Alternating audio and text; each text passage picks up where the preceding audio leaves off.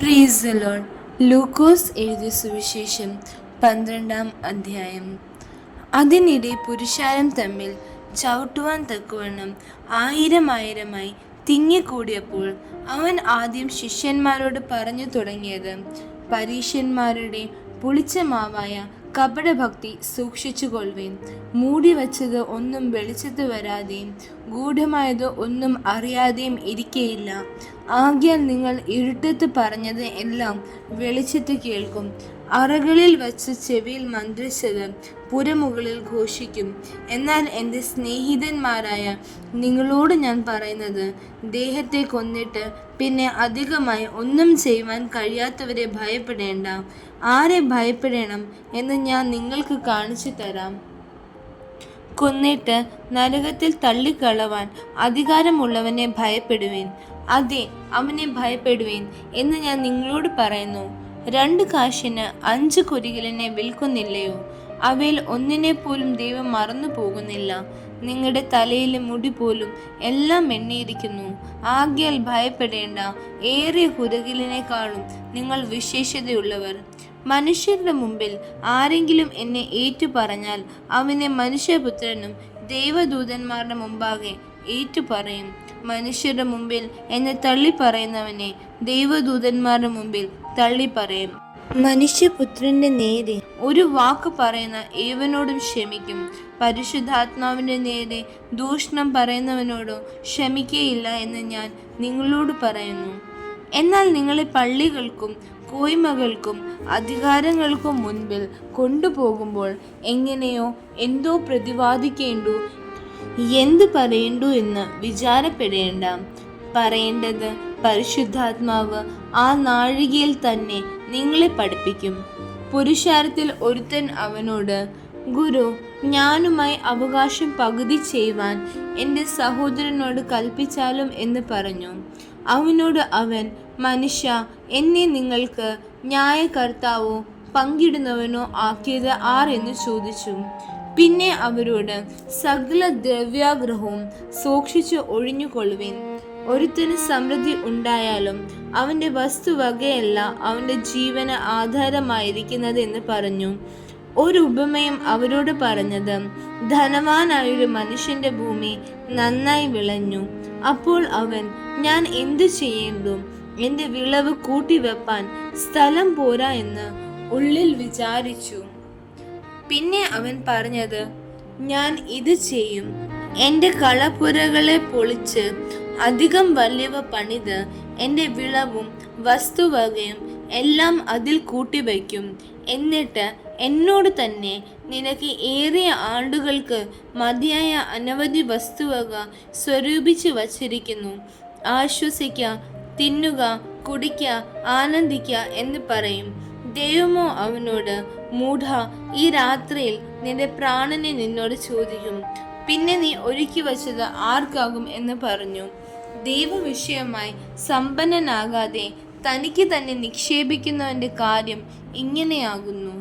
അവൻ തൻ്റെ ശിഷ്യന്മാരോട് പറഞ്ഞത്, ആകയാൽ എന്തു തിന്നുമെന്ന് ജീവനായി കൊണ്ടും എന്ത് ഉടുക്കുമെന്ന് ശരീരത്തിനായി കൊണ്ടും വിചാരപ്പെടരുത് എന്ന് ഞാൻ നിങ്ങളോട് പറയുന്നു. ആഹാരത്തെക്കാൾ ജീവനും ഉടുപ്പിനേക്കാൾ ശരീരവും വലുതല്ലോ. കാക്കയെ നോക്കുവേൻ, അത് വിതയ്ക്കുന്നില്ല, കൊയ്യുന്നില്ല, അതിന് പാണ്ഡികശാലയും കളപ്പുരയുമില്ല, എങ്കിലും ദൈവം അതിനെ പുലർത്തുന്നു. പറവജാതിയേക്കാൾ നിങ്ങൾ എത്ര വിശേഷമുള്ളവർ.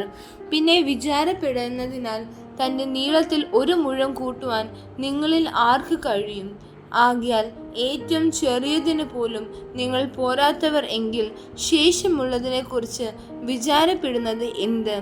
താമര എങ്ങനെ വളരുന്നു എന്ന് വിചാരിപ്പീൻ. അവ അധ്വാനിക്കുന്നില്ല, നൂൽക്കുന്നതുമില്ല. എന്നാൽ ശലോമോൻ പോലും തൻ്റെ സകല മഹത്വത്തിലും ഇവയിൽ ഒന്നിനോളം ചമഞ്ഞിരുന്നില്ല എന്ന് ഞാൻ നിങ്ങളോട് പറയുന്നു. ഇന്നുള്ളതും നാളെ അടുപ്പിൽ ഇടുന്നതുമായ വയലിലെ പുല്ലിനെ ദൈവം ഇങ്ങനെ ഉടുപ്പിക്കുന്നു എങ്കിൽ അല്പവിശ്വാസികളെ, നിങ്ങളെ എത്ര അധികം. എന്ത് തിന്നും എന്തു കുടിക്കും എന്ന് നിങ്ങൾ ചിന്തിച്ച് ചഞ്ചലപ്പെടരുത്. ഈ വകയൊക്കെയും ലോകജാതികൾ അന്വേഷിക്കുന്നു. നിങ്ങളുടെ പിതാവോ ഇവ നിങ്ങൾക്ക് ആവശ്യമെന്ന് അറിയുന്നു. അവന്റെ രാജ്യം അന്വേഷിപ്പീൻ, അതോടുകൂടെ നിങ്ങൾക്ക് ഇതും കിട്ടും. ചെറിയ ആട്ടിൻകൂട്ടമേ, ഭയപ്പെടരുത്. നിങ്ങളുടെ പിതാവ് രാജ്യം നിങ്ങൾക്ക് നൽകുവാൻ പ്രസാദിച്ചിരിക്കുന്നു. നിങ്ങൾക്കുള്ളത് വിറ്റ് ഭിക്ഷ കൊടുപ്പീൻ. കള്ളൻ അടുക്കുകയോ പുഴുകെടുക്കുകയോ ചെയ്യാത്ത, സ്വർഗത്തിൽ പഴകിപ്പോകാത്ത മടിശീലകളും തീർന്നു പോകാത്ത നിക്ഷേപവും നിങ്ങൾക്ക് ഉണ്ടാക്കിക്കൊള്ളുവീൻ. നിങ്ങളുടെ നിക്ഷേപം ഉള്ളിടത്ത് നിങ്ങളുടെ ഹൃദയം ഇരിക്കും. നിങ്ങളുടെ അര കെട്ടിയും വിളക്ക് കത്തിയും കൊണ്ടിരിക്കട്ടെ. യജമാനൻ കല്യാണത്തിന് പോയി വന്നു മുട്ടിയാൽ ഉടനെ വാതിൽ തുറന്നു കൊടുക്കേണ്ടതിന് അവൻ എപ്പോൾ മടങ്ങി വരും എന്ന് കാത്തു നിൽക്കുന്ന ആളുകളോട് നിങ്ങൾ തുല്യരായിരിപ്പീൻ. യജമാനൻ വരും നേരം ഉണർന്നിരിക്കുന്നവരായി കാണുന്ന ദാസന്മാർ ഭാഗ്യവാന്മാർ.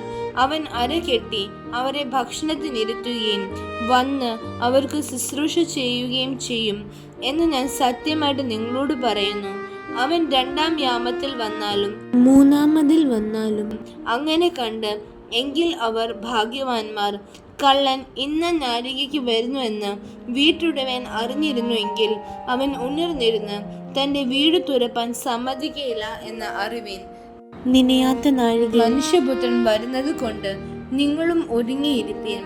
കർത്താവെ, ഈ ഉപമ പറയുന്നത് ഞങ്ങളോടോ എല്ലാവരോടും കൂടെയോ എന്ന് പത്രോസ് ചോദിച്ചതിന് കർത്താവ് പറഞ്ഞത്, തക്ക സമയത്ത് ആഹാരവീതം കൊടുക്കേണ്ടതിന് യജമാനൻ തൻ്റെ വേലക്കാരുടെ മേൽ ആക്കുന്ന വിശ്വസ്തനും ബുദ്ധിമാനുമായ ഗൃഹവിചാരകൻ ആർ? യജമാനൻ വരുമ്പോൾ അങ്ങനെ ചെയ്തു കാണുന്ന ദാസൻ ഭാഗ്യവാൻ.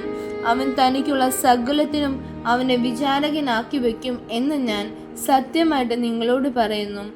എന്നാൽ ദാസൻ യജമാനൻ താമസിച്ചേ വരികയുള്ളൂ എന്ന് ഹൃദയത്തിൽ പറഞ്ഞ് ബാലിക്കാരെയും ബാലിക്കാരത്തികളെയും തല്ലുവാനും തിന്നു കുടിച്ച് മതിപ്പാനും തുടങ്ങിയാൽ അവൻ നോക്കിയിരിക്കാത്ത നാളിലും അറിയാത്ത നാഴികയിലും ആ ദാസന്റെ യജമാനൻ വന്ന് അവനെ ദണ്ഡിപ്പിക്കുകയും അവന് അവിശ്വാസികളോടുകൂടെ പങ്ക് കൽപ്പിക്കുകയും ചെയ്യും.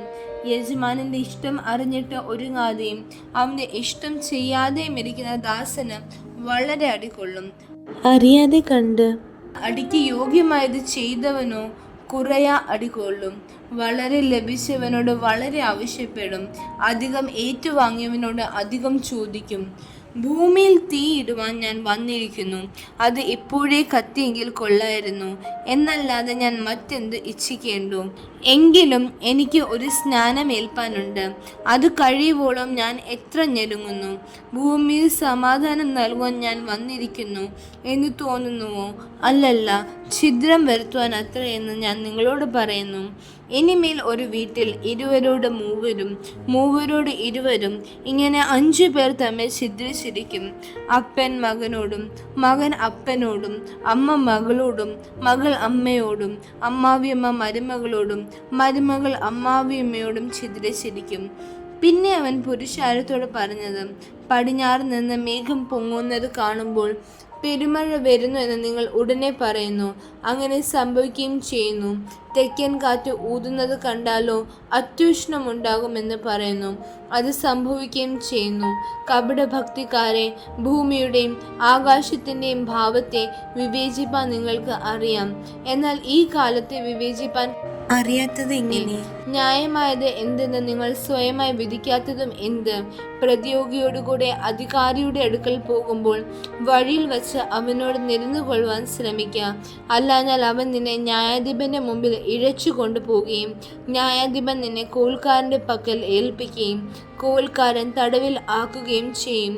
ഒടുക്കത്തെ കാശ് പോലും കൊടുത്തു തീരുവോളം നീ അവിടെ നിന്ന് പുറത്തു വരികയില്ല എന്ന് ഞാൻ നിന്നോട് പറയുന്നു.